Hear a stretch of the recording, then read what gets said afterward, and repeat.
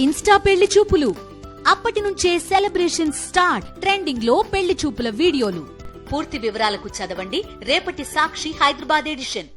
అంతర్జాతీయ వార్తలు చూద్దాం. అమెరికా అధ్యక్షుడిగా ఎన్నికైన రిపబ్లికన్ పార్టీ నాయకుడు డొనాల్డ్ ట్రంప్ కు కేసుల నుంచి భారీగా ఉపశమనం లభిస్తోంది.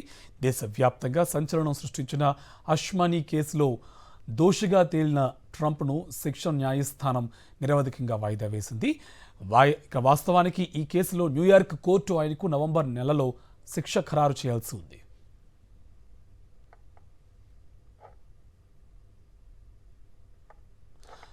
అధ్యక్ష ఎన్నికల్లో ట్రంప్ విజయం సాధించడంతో కేసుల విషయంలో విచారణ ఎదుర్కోకుండా ఆయనకు రక్షణ ఉంటుందని సుప్రీంకోర్టు ఇప్పటికే స్పష్టం చేసింది.